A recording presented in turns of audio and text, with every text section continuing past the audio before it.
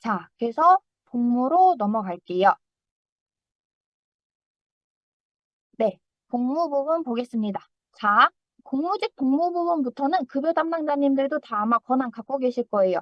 혹시 나 아직 권한이 없어요 하시는 분들은 받으세요. 이거 공무원 복무처럼 초과 근무 이런 거 입력하는 게 있어가지고 급여 담당자님들도 복무 권한은 있으셔야 될 것 같아요.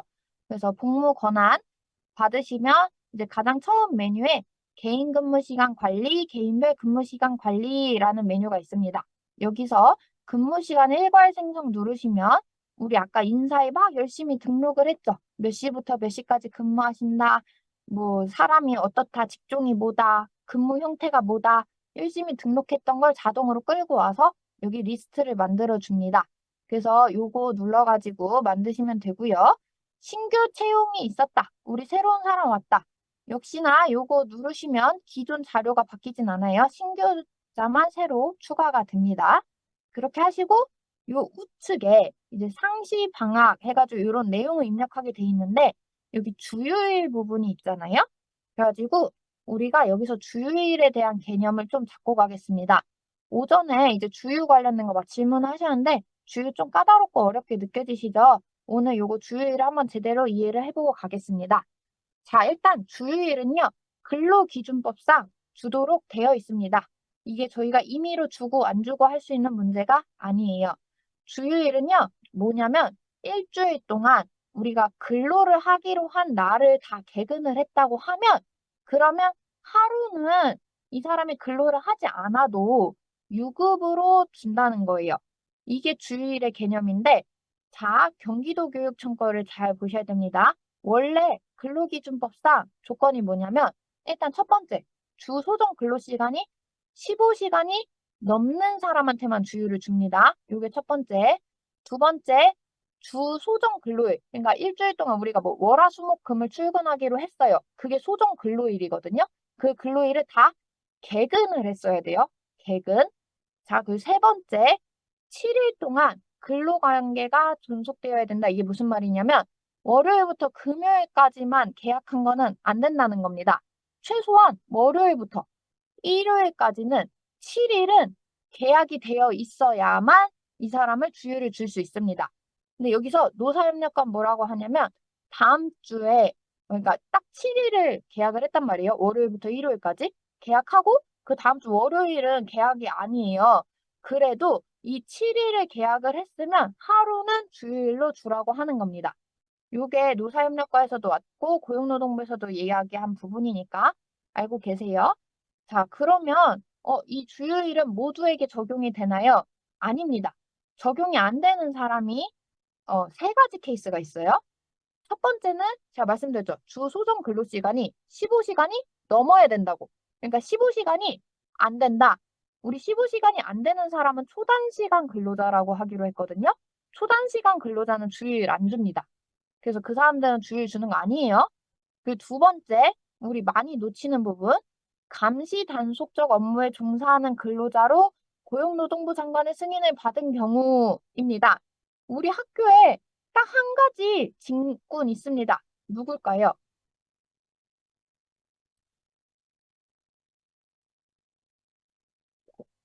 너무나 빠르신 분들은 최소 제가 봤을 때 반년 이상 급여를 하셨거나 아니면 급여를 굉장히 열심히 공부하신 분들입니다. 맞습니다. 저희 시설당 직원분들은 주휴일이라는 개념이 없습니다. 요거 기억하고 계세요? 뒤에 또 말씀드릴 거예요. 그리고 마지막으로 주휴일 발생일 전에 근로관계가 종료된 경우 이건데 아까도 말씀드렸다시피 최소 7일은 계약해야 돼요. 그러니까 월요일부터 금요일만 계약했으면 주휴일이 발생하지 않는다는 소리입니다. 그래서 이 다음 페이지 한번 볼게요. 우리가 지금 주 15시간은 넘어야 되고 일주일 동안 근로하기로 한 소정 근로일을 다 개근해야 된다고 했어요. 개근. 개근이라고 하니까 그러면 결근은 뭐고 막 이렇게 막 고민을 하시더라고요. 자, 어떤 경우가 있냐면 우리가 예를 들어서 한 달을 계약을 했어요. 한 달을 계약을 했는데 아니다. 좀 더 이해하기 쉽게 3주 계약이라고 합시다. 3주를 계약을 했는데 이분이 지금 3주 동안 계약을 했다 보니까 연가가 없는 거예요. 연가가 없어서 아, 어떡하지? 우리 집에 급한 일이 생겼어요. 오늘 2시간 좀 가야 될 것 같습니다. 라고 말씀을 하세요. 그러면 못 가게 해야 되냐? 아닙니다. 갈 수 있어요. 갈 수 있어요. 요거는 사용자하고 협의를 하면 돼요. 되는데 대신 그건 결근 처리합니다. 그래서 예를 들어 오늘 나 2시간 일이 있어서 정말 가봐야 될 것 같아요 해서 결근 조퇴 2시간을 했단 말이에요. 이 경우에는 보세요. 일주일 소정 근로일이 예를 들어 월, 화, 수, 목, 금이잖아요. 우리가 이거 5일 다 개근해야 주휴일 준다고 했죠. 주휴일을 주면 그 주휴일에 대해서 수당을 주거든요. 근데 조퇴를 한 경우에는요. 주휴가 생깁니다. 어? 결근했다며. 왜 이거를 주나요? 일단 출근을 했잖아요. 출근을 했으면 그건 개근으로 봅니다. 그래서 이 사람은 2시간 조퇴만 해서 결근이 2시간인 경우에는 주휴일이 정상적으로 발생을 해요. 근데 우측 사례 볼게요. 이분이 아예 오늘 하루 통째로 일이 생겨서 통째로 결근을 해야 되는 상황이 생깁니다. 아예 출근을 못 하시는 거예요. 출근을 못 하면요. 이분은 2주에 개근을 못 한 겁니다. 하루를 출근을 못 한 날이 생겼잖아요. 그러면 주휴가 발생하지 않습니다. 요 두 가지 사례가 비교가 되시나요? 이해되시나요? 네네. 자, 그래서 여기서 이제 참고해야 되는 거. 우리 뒤쪽에서 급여 부분에서 얘기는 드릴 텐데, 우리 결근하잖아요? 결근하면 이거를 어떻게 하느냐? 통상임금으로 공제합니다. 결근한 만큼. 예를 들어서 이분은 지금 2시간 결근했잖아요. 그럼 2시간치 통상임금을 곱해서 그거를 급여에서 뺍니다. 2시간치를. 근데 이제 주유는 정상적으로 나갔으니까 상관이 없어요. 문제는 여기 우측분입니다. 우측은 결근, 뭐 이분이 원래 하루 8시간 근무해야 되는데 지금 8시간 결근했잖아요. 그쵸? 하루 통째로 빠졌으니까. 그럼 8시간치 결근도 빼야 되고요. 그 여기 주유 하루 안 생겼죠? 요것도 빼셔야 됩니다. 그러니까 이틀치에 대해서 통상임금을 빼셔야 돼요. 아셨죠? 그래서 뭐 근로자가 나 주일 그거 꼭 받아야겠는데요. 이러면 단 10분이라도 일단 출근을 하시라고 말씀을 하시면 됩니다. 그렇게 해서 요 두 개 차이 알고 계시면 되고요. 자, 그 다음 조건이 한 주 동안 근로관계가 존속돼야 된다. 즉, 월요일부터 일요일까지 제가 근로관계가 있어야 된다고 말씀드렸어요. 자, 여기 첫 번째 사례 보면 월요일부터 금요일까지 근무했죠? 이러면 주휴수당 발생한다, 안 한다? 안 한다. 정확하게 잘 기억하고 계세요. 근데 월요일부터 일요일까지 계약했다. 주휴수당 발생한다, 안 한다? 한다. 그 뭐 월요일부터 그 다음 주 월요일까지 계약했다? 당연히 발생합니다. 자, 그 아래쪽도 보세요. 그냥 뭐 연차를 썼다든지 유급 병가를 썼다든지 이렇게 유급으로 된 휴가를 쓴 거는 일주일 내내 휴가를 썼어도요. 주휴는 줍니다. 그러니까 뭐 이건 따로 통상임금 공제할 필요가 없다라고만 그냥 기억하시면 될 것 같아요. 급여 담당자들 입장에서는. 문제는 다음 페이지입니다. 이제 무급병가가 있어요. 무급병가를 썼을 때는 어떻게 하냐는 거예요. 자, 요거 예시 1, 2, 3번 보시면 여기 중간에 무급병가 있고 아니면 결근도 있고 아니면 주 전체를 다 무급병가 하기도 하고 아무튼 출근을 이번 주 내내 안 했는데 안 한 사유 중에 단 하루라도 이제 무급인 뭔가 사유가 껴있잖아요. 그러면 주휴가 안 생깁니다. 바로 앞쪽에서는요. 요 앞쪽 사례 다시 볼게요. 여기도 똑같이 휴가를 쓰긴 했는데 요건 다 유급병가, 연차 이렇게 유급으로 원래 주는 기간을 쓴 거예요. 이거는 주휴가 발생하지만 단 하루라도 무급이 껴있으면 다 출근 안 했으면 주휴 안 생긴다는 겁니다. 문제는 요 마지막 것까지 볼게요. 이 사람이 중간에 출근을 한 번은 한 거예요. 5일 중에 언젠가 한 번은 출근을 했어. 했으면요, 주휴 생깁니다. 했으면, 출근했으면 주휴가 생기는 겁니다. 이해되시죠? 네, 출근했으면 주휴가 생기는 거예요. 제가 아까 결근 부분도 말씀드렸어요. 단 2시간 조퇴한 거는, 결근한 거는 어쨌든 일단 출근을 했으니까 주휴를 준단 말이에요. 근데 아예 하루를 통째로 결근했으면 주휴 안 생기거든요. 이해되시죠? 그래서 요거 한번 알고 계시고. 그래서 넘어가 보겠습니다. 자, 아까 우리 개인별 근무 시간 관리 페이지입니다. 요게 우측에 있는 화면입니다. 사람 한 명 한 명당 쓰는 부분. 요것도 사실 저희가 작년 7월에 나이스가 새로 바뀌고 나서요. 계속해서 강의를 했었고, 그래서 이거 웬만해선 다 입력이 돼 있을 거라고 저는 믿고 있지만, 아직 안 하신 학교가 있다면 이제 지금이라도 이걸 하시면 되는데, 자, 여기 하루 소정 근로시간은 이해하실 거예요. 8시간, 6시간 뭐 이런 거 이해하실 거고, 근무일수는 보통 5일일 거고요. 저희 뭐 시설 당직원분은 뒤에 보여드릴게요. 그리고 이제 그래서 주 소정 근로시간이 일주일에 뭐 40시간 이런 식으로 있을 거고, 주휴일이 있습니다. 요거를 주의하셔야 됩니다. 주휴일이요. 일이라고 돼 있잖아요. 그래서 다들 뭐라고 생각하셨냐면, 아, 주휴는 일주일에 하루. 그러니까 1일? 이렇게 해서 여기다 하루를 많이 쓰시거든요. 근데 이게 저는 사실 요 메뉴명이 잘못됐다고 생각하는 사람입니다만, 주휴일이 시간을 넣는 겁니다. 그래서 예를 들어 8시간, 8시간 주 40시간 근무자면요. 주휴일이 하루 8시간이니까 8시간 넣으시는 거고요. 6시간씩 5일에서 30시간 근로자다. 6시간 넘는 겁니다. 아유, 그게 뭐가 중요한가요? 네, 그게 뭐가 중요하냐면요. 통상임금 계산 작업 저희가 급여할 때 있거든요. 그 통상임금 계산 작업의 기초 자료가 되는데, 이거 뒤에 보여드릴게요. 급여에 통상임금 계산 작업에 영향을 주는 부분이어서 그거 참고하시고, 혹시 상시랑 방학이랑, 그러니까 평소에 학기 중이랑 방학이랑 근무 시간 다른 분들 있어요. 같은 분들은 그냥 같은 분들 요거 하나만 쓰시면 되는데, 학기랑 방학이랑 다르신 분들 같은 경우에는 방학 있죠. 방학 부분에 따로 이 똑같은 내용 한 번 더 써주셔야 돼요. 방학에 맞춰서.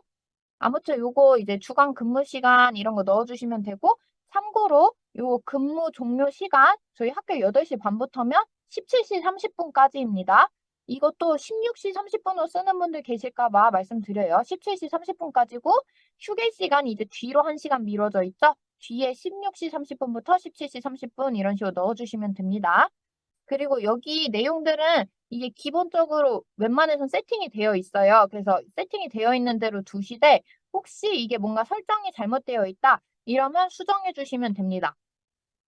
그러면 시설당 직원은 어떻게 하냐? 시설당 직원분들께 가장 많이 틀리시더라고요.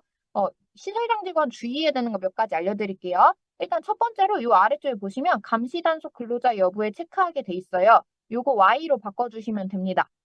이거 뭐에 영향을 주는데요? 연장 근로하거나 이럴 때 1.5배가 아니라 1배 주는 거 다들 아시죠? 시설당 직원분들은 감시 단속적 근로자라서 초과 근무 같은 거 했을 때 1.5배가 아니라 1배를 주도록 되어 있습니다. 그런 게 이거를 만약에 세팅을 해놓으면 자동으로 1배로 계산을 해줘요. 그러니까 요거 하나 체크하시고 그리고 여기 처리 직종 코드 특수운영 직군 체크하시고 요거는 여기 보이는 대로 세팅을 해주시면 됩니다. 자세한 건 오늘 시간이 짧아서 설명을 못 드릴 것 같은데 요거 그대로 하시면 돼요. 문제는 이겁니다. 자, 여기 제가 아까 주휴일 적용 제외 중에 시설 당직원 적용 제외된다고 말씀드린 거 기억나세요? 네, 시설 당직원분들은 주휴일이 적용이 안 되거든요. 그러니까 여기 주휴일 부분 있죠. 여기가 0이어야 돼요. 왜냐? 주휴일이 없으니까. 주휴일이 없으니까 0으로 해야 되는데 이거를 그냥 습관적으로 막 작년에 작업하신 분들이 여기다 하루 내지는 6시간 이런 식으로 넣어 놓으니까 우리 학교는 통상인간 계산 작업 돌리니까요. 시설 당직원분만 아주 주구장창 틀려요. 왜 그런지 모르겠어요. 보통 제가 원격 같은 거 걸어서 확인해 보면 다 이게 틀리셨더라고요. 주요일이 0으로 돼 있나를 꼭 한번 확인해 보시면 좋을 것 같습니다. 그렇게 보시고 지금 여기 휴게 시간이 있는데 저희 당직원분들은 휴게 시간이 왜 중간중간 자주 있잖아요. 자주 있는데 그게 다 입력이 안 돼요. 그래가지고 이거 임의로 한 번 1회차에 넣으라고 작년에 설명을 드렸었거든요. 그래서 그 휴게 시간이 중간중간 계약서상 있는 그대로 입력하는 게 원래는 원칙인데 나이스가 그걸 적용을 못하기 때문에 요거 휴게 1회차 시간에 다 넣어가지고 그냥 총 근로 시간만 맞게 조율을 해주시면 될 것 같아요. 넘어가겠습니다. 자, 그래서 여태까지 자꾸 통상임금에 영향을 준다면서 어디 영향을 주는데? 라고 궁금하실 텐데요. 요거 우리 급여의 통상임금 계산 작업 그 메뉴예요. 그 메뉴 가셔서 어떤 사람 체크해가지고 이거 재계산 팝업 누르면 이렇게 그 사람 통상임금 계산 내역 쭉 나오거든요. 요거 볼 수 있어요.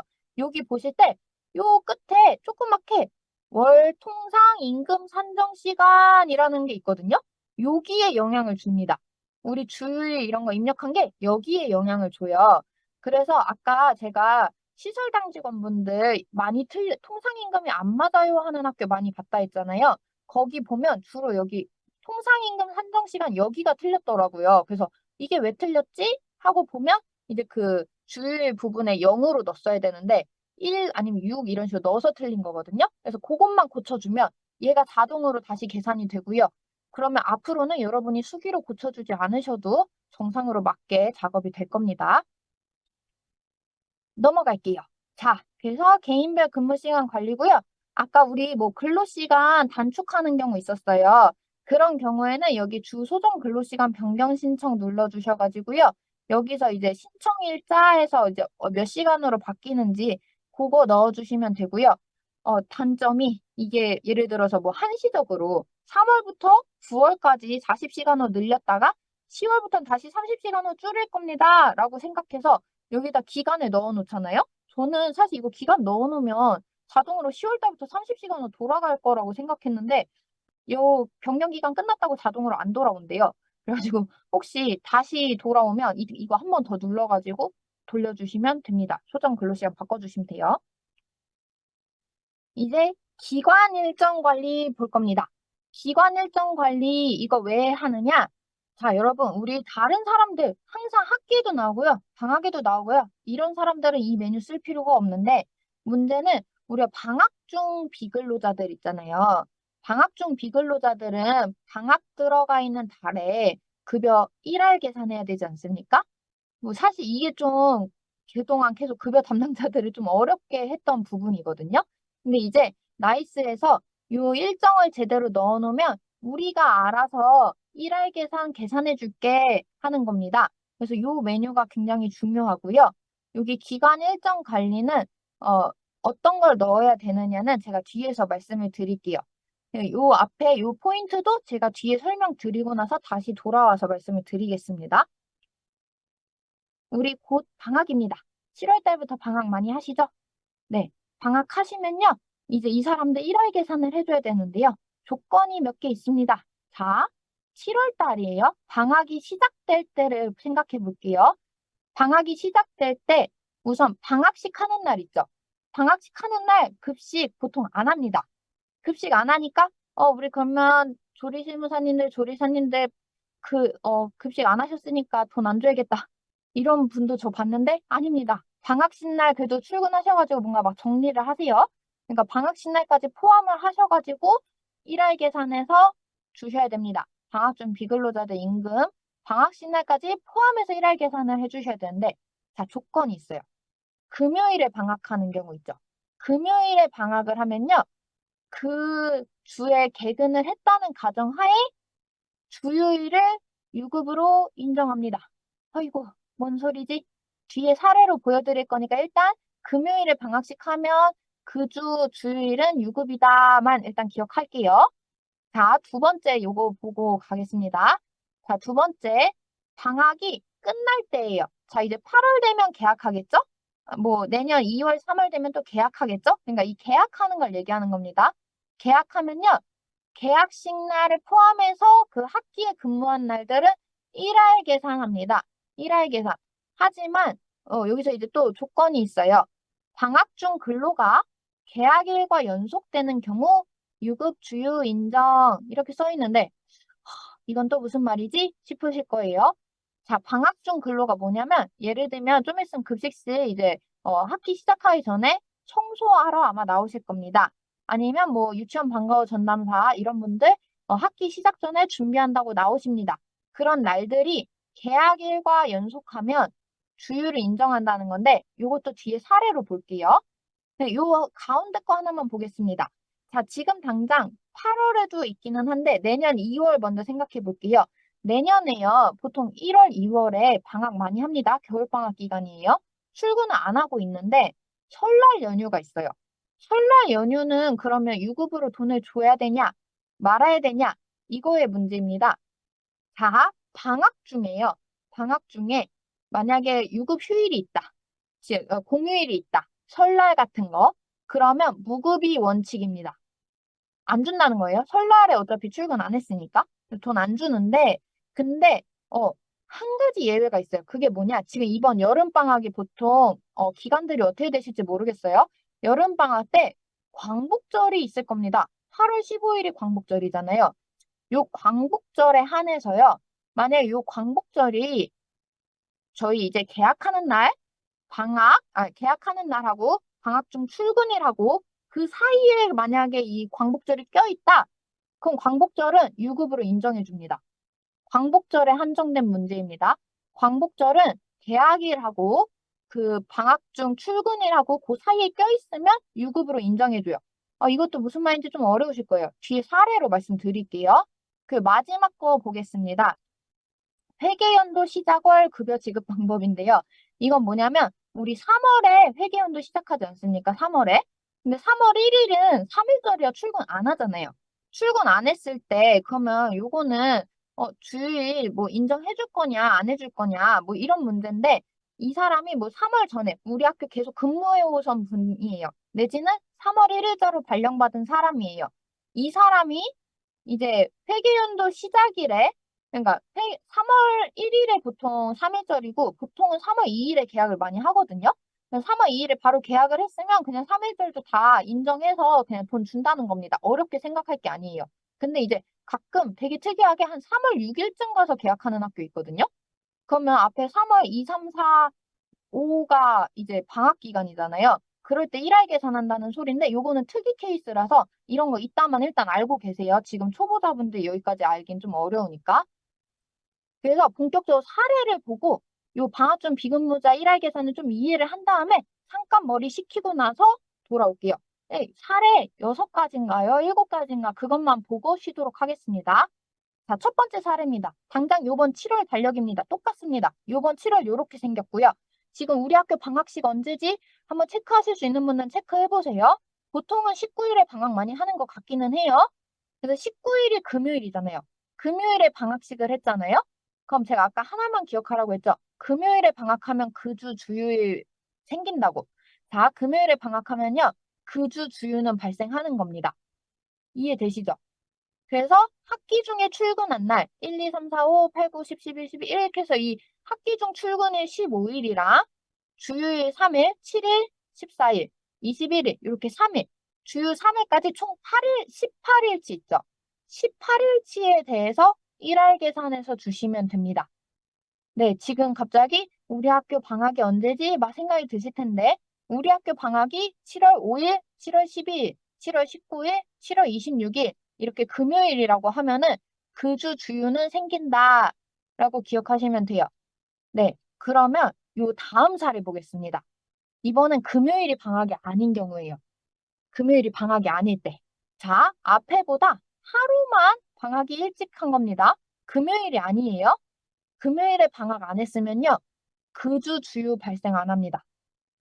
네, 요 앞에 사례하고 이 사례하고 비교해 보니까 금요일 방학식이 왜 중요한지 이해가 되셨죠? 그래서 금요일이 방학이 아니면 주휴가 생기지 않아요.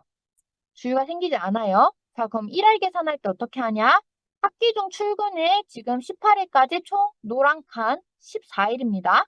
14일에다가 주휴가 7일, 14일 두 번 생겼죠? 그래서 주휴 이틀 해가지고 총 16일치, 총 16일치만 주시는 거예요.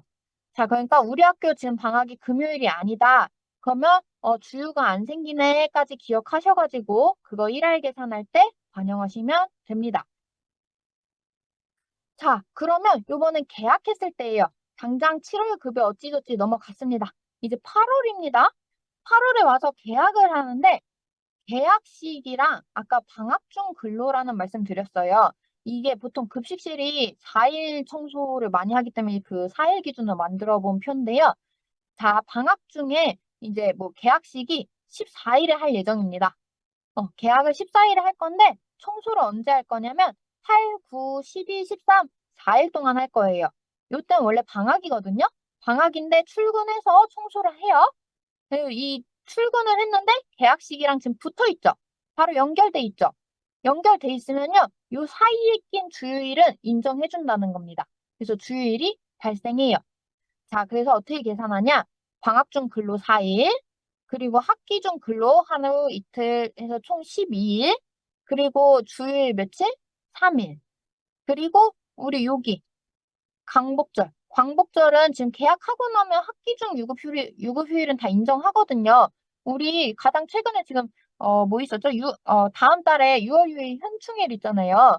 현충일도 그냥 학기 중이기 때문에 그거 따로 뭐 계산 안 하고 그냥 다 유급으로 쳐주잖아요. 똑같아요. 학기 중에는 광복절도 유급입니다. 그래서 요거 계산해가지고 1할 계산 해주시면 돼요. 그래서 요거 인정해준다. 다음 사례를 보겠습니다.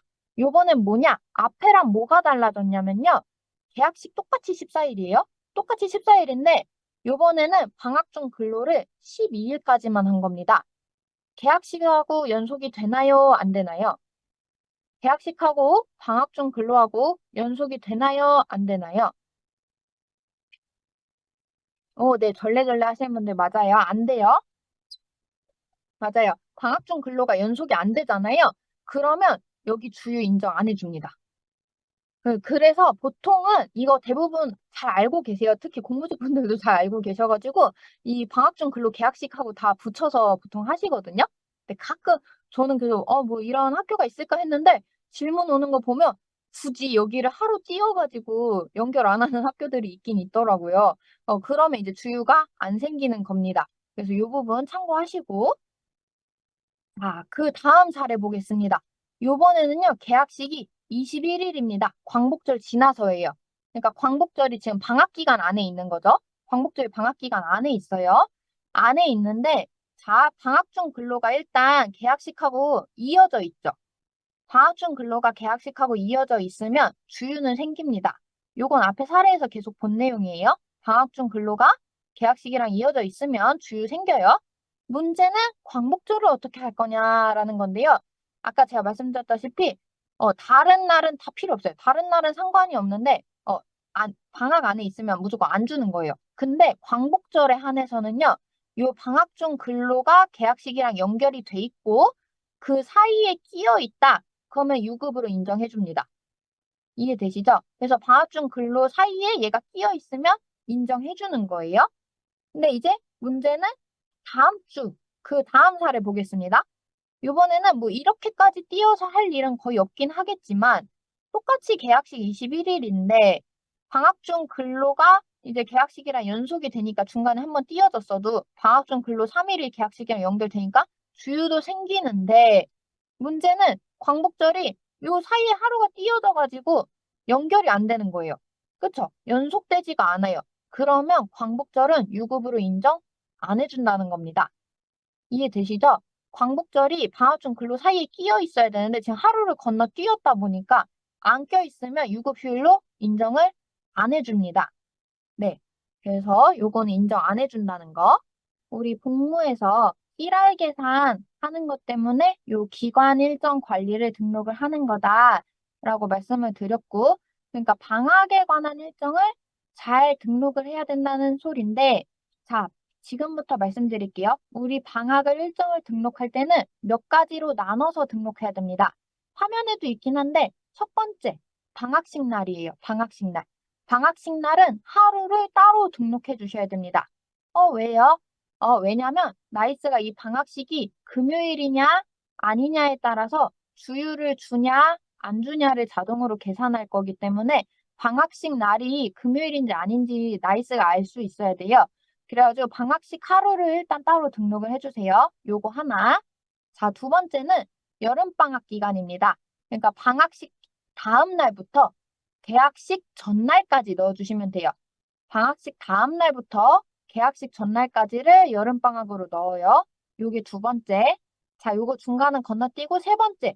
이제 그럼 개학을 했을 거 아닙니까? 그래서 개학식도 하루 따로 등록해 주셔야 됩니다. 그래서 우리 방학 기간을 총 3개로 분류해서 넣어주시는 거예요. 첫째, 방학식 하루. 둘째, 방학식 다음 날부터 개학식 전날까지를 여름방학. 세 번째, 개학식 당일. 이렇게 넣어주시고요. 이거는 겨울방학도 마찬가지입니다. 겨울방학도 똑같이 넣어주시면 되는데, 자, 그러면 이번엔 방학 중 청소는 어떻게 하느냐, 내지는 방학 중 근무는 어떻게 하느냐, 이게 우리 학교의 공무직이 예를 들어 급식교육 공무직원밖에 없어요. 뭐 그런 학교 있는지 모르겠습니다만, 그런 경우에는 그냥 방학 중 청소로 넣어주시면 돼요. 문제는 아마 그렇지 않을 겁니다. 모든 교육공무직원이 방학 중 청소하진 않을 거고요. 일부 직종만 방학 중 청소나 방학 중 근무를 하겠죠. 그러면 요 앞에 관리 단위를 보시면요. 직종이 있어요. 직종. 그 직종을 선택을 하시고 해당 직종 있죠. 뭐 조리사, 조리실무사, 유치원 방과후 전담사 이런 식으로 그 직종을 선택을 하신 다음에 그분들이 방학 중 청소거나 방학 중 근로거나 하는 날짜를 여기다가 넣어주시면 됩니다. 몇 년 몇 월 며칠부터 몇 년 몇 월 며칠까지 이렇게 넣어주시고요. 자, 근데 여기 청소일이 앞쪽의 사례처럼 중간에 주말이 껴있는 경우가 있을 수 있어요. 잠깐 앞에 사례 한번 볼게요. 요걸로 쉽게 이해할 수 있게 이걸로 볼게요. 이렇게 중간에 주말이 껴있거나 아니면 이제 광복절이 껴있는 경우 있죠. 요 경우에는 요거 하루 따로, 요거 하루 따로, 요거 이틀 따로 이렇게 등록을 해주셔야 됩니다. 아이고 복잡하다. 왜 이렇게 복잡하지? 이거는요. 여기 주휴일이 생기냐 안 생기냐를 어, 이 광복절이나 이런 것 때문에 분리해서 확인하려고 나이스가 그렇게 인식을 해요. 그래가지고 만약에 이게 상관이 없어요. 예를 들어 월요일부터 목요일까지 쭉 한 번에 방학 중 청소를 하면 그냥 월요일부터 목요일까지 한 번에 등록을 해주셔도 되는데 문제는 이렇게 중간에 끊기는 경우에는 따로 등록을 해주셔야 됩니다. 이해되시죠? 그래서 주말이 껴있다. 내지는 광복절이 껴있다. 그러면 분리해서 등록을 하시면 돼요. 요거 방학중 청소는 그럼 언제인지 어떻게 알죠? 아, 네, 여러분, 이거는 보통 급식실에서 내부 기한을 해줄 겁니다. 그래서 그 내부 기한 해주면 그걸 근거로 하셔가지고 일정 등록해 주시면 돼요. 지금부터 슬슬 물어보세요. 언제쯤 할 겁니까? 보통은 연간으로 계획을 세우기 때문에 지금 아마 계획이 있을 거고요. 계획 받으셔가지고 요거 등록해 주시면 돼요. 잠깐 앞쪽 화면 넘어가겠습니다. 어디까지 넘어갈 거냐? 요 페이지로 다시 돌아오겠습니다. 네, 이 페이지로 왜 돌아오냐? 자, 우리 지금 기관 일정 등록하는 방법에 대해서 쭉 설명드렸어요. 이렇게 설명을 드렸고, 이거 다 했으면 저장하신 다음에 끝나면 안 됩니다. 저장하고 뭘 해야 되냐? 연간 근무일지 생성이라는 버튼까지 눌러주셔야 이제 기관 일정이 마무리가 되는 겁니다. 이 버튼을 설명을 이렇게 강조를 안 드렸더니 그냥 저장했으면 끝났구나. 근데 방학 중 1월 계산이 안 되는데요? 라고 질문을 많이 하시더라고요. 여러분, 이거 연간 근무일지 생성을 꼭 눌러주셔야 그 사람 근무일지에 반영이 됩니다. 그런데 뭐 나는 막 써놨어요. 써놨는데, 아차, 내가 계약식을 착각했네? 계약식 날짜 바꿔야겠다 하고 바꿀 수 있잖아요. 바꿨을 때도요, 바꾸고 나서 마무리는 꼭 연간 근무일지 생성 이 버튼을 눌러주셔서 마무리를 하셔야 됩니다. 이 버튼을 눌러야만 그 사람의 근무 일정에 정확하게 등록이 되니까 요게 항상 마무리 버튼이다라고 생각하시고 이거를 꼭 눌러주시길 바랄게요. 자, 그러면 돌아가겠습니다. 네, 그 기관 일정 관리에요. 밑에 개인별 기관 일정 관리라는 메뉴가 있습니다. 요거는 사실 쓰실 일이 많이 없긴 할 텐데 어떤 근로자가 우리 학교 방학 일정과 다르게 혼자 방학 기간이 따로 있다거나 아니 혼자만 뭐가 따로 있다. 그런 경우에 쓰시면 됩니다. 그래서 간단하게 내용은 적어놨는데 아마 쓰실 일 많지는 않을 것 같아요. 그래서 이런 거 있다라는 정도만 우선 알고 계시면 될 것 같습니다. 그러고 나면 우리 밑에 개인별 근무일지 관리라는 메뉴가 있어요. 여기서 요거 눌러보시면요. 일단 조회하시고 근무일지 재생성을 누릅니다. 근무일지 재생성을 누르면 뭐가 반영이 되냐? 우리 앞에 지금 기관 일정 등록해 놓은 거 있죠? 그 기관 일정 등록해 놓은 걸 기준으로 여기다가 출근인지 방학 기간인지 이런 게 자동으로 생성이 됩니다. 생성이 되고요. 여기서 한 명 한 명 클릭해 보면 조회도 가능하고 이 사람이 뭐 신분 변동이 있다. 그럼 이거 눌러주시면 이것도 자동으로 반영이 됩니다. 문제는 주의하실 게 하나 있어요. 이 사람을 봤는데 조금 틀려요. 그래서 내가 좀 수기로 고쳐야겠어요. 이 사람이 예를 들어 이날이 쉬는 날인데 이날이 뭐 근무로 되어 있다. 그러면 약정 주의를 쓰시거나 또는 내지는 쉬는 날인데 뭐 쉬는 날로 표시되어 있는데 사실은 근무다. 그럼 약정 근무 이걸로 바꿔주시면 되거든요.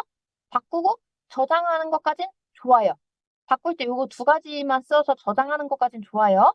문제는 다 해놓은 다음에 아차 기관 일정을 다시 해야겠네. 그래서 기관 일정을 막 수정합니다. 그 아까 이제 연간 근무일지 생성 누르랬어. 열심히 누르십니다. 그 다음에 요거 근무일지 재생성 다시 누르잖아요. 네, 여기서 수기로 하나하나 고친 게 다 날아갑니다. 그러니까 처음에 기관 일정 관리에서 우선 제대로 잘 한번 마무리를 하신 다음에 요 버튼 누르시고 난 이후에는 가능하면 얘를 또 누르지 않겠다는 마음으로 뭐 어쩔 수 없이 다시 눌러야 되면 눌러야겠지만요. 그래도 얘는 최대한 안 누르겠다는 마음으로 한 번만 누르시기를 추천드릴게요.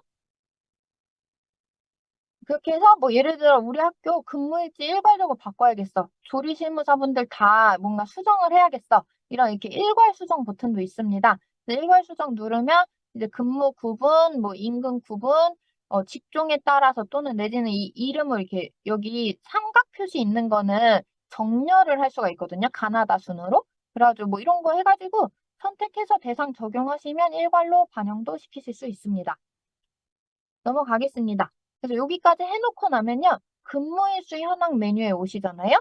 여기 메뉴에 오셔가지고 조회해보시면 이 사람 방학 중 근무 며칠, 주휴일 며칠 이런 거 자동으로 계산된 거 확인 가능합니다.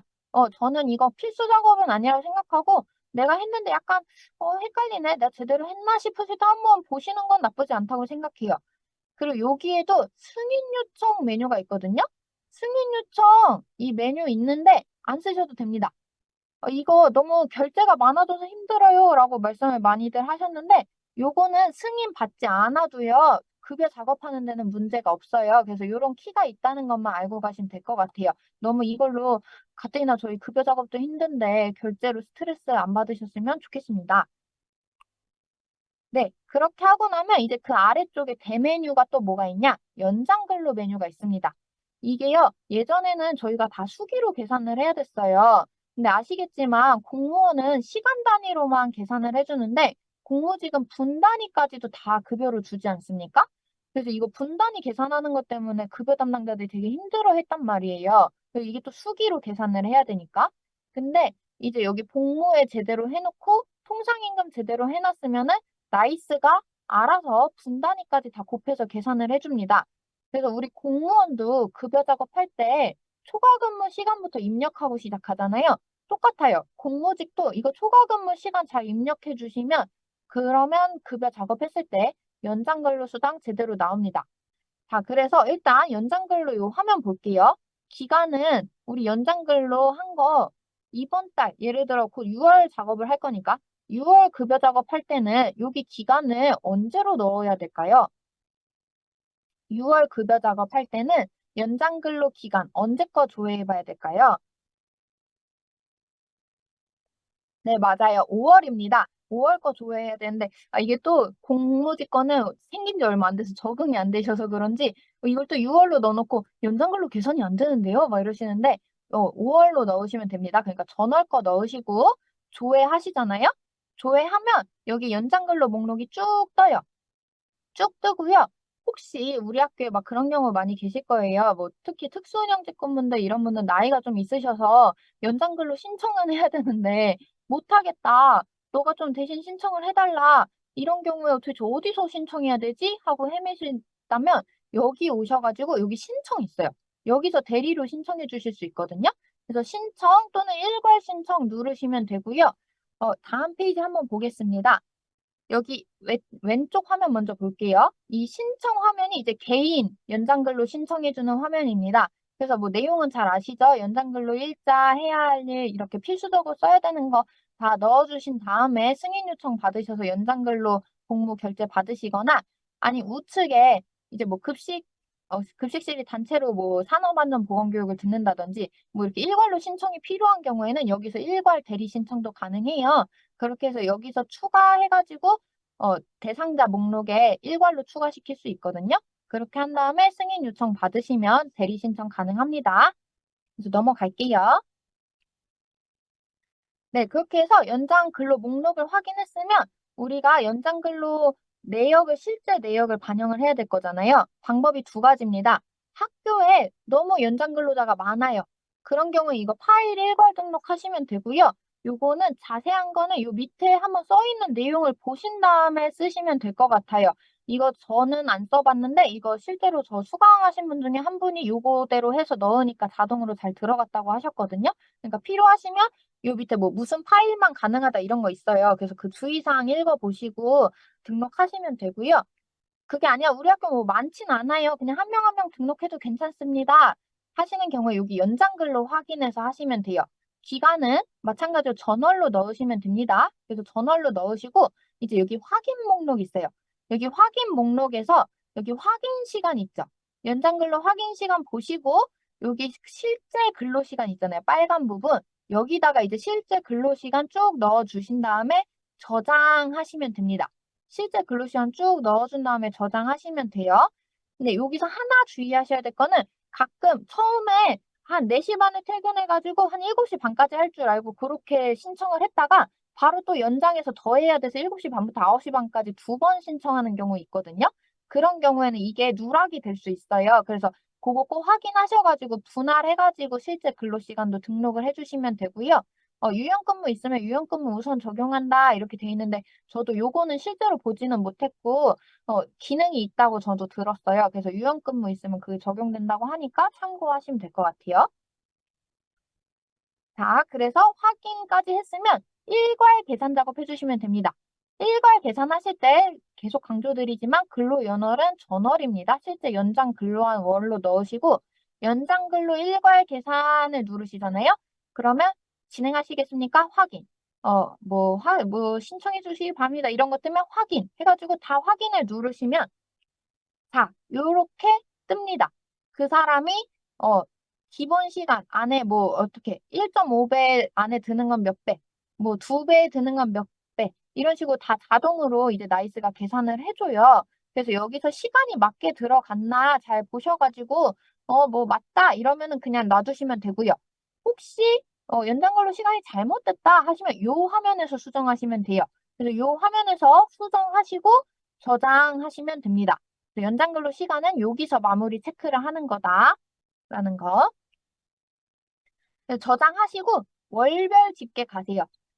다시 한번 말씀드리지만 수정할 거 있으면 요 전 화면에서 수정을 하시는 거고 여기 월별 집계 화면은 말 그대로 집계만 하는 화면입니다. 그래서 집계 화면 오시면 이 사람 예를 들어 뭐 연장 가산 해서 그 연장 근로 가산해서 1.5배 받는 건 몇 시간 이런 식으로 자동으로 다 생기고요. 요거 생성해서 뜬 거 확인하신 다음에 저장하시고 마감까지 하셔야 돼요. 마감하셔야 돼요. 마감. 마감하시면 급여에 자동으로 들어가요. 근데 마감 안 하시고 또 여기까지 열심히 작업해놓고 안 들어가는데요 하시는데 마감 눌러주세요. 그래서 마감 눌러주셔야 되고 하나 혹시 우리 학교에 구육성애가 있으시다. 구육성애 있으면요 그 시간의 정액분을 주셔야 되거든요. 공무원이랑 똑같아서.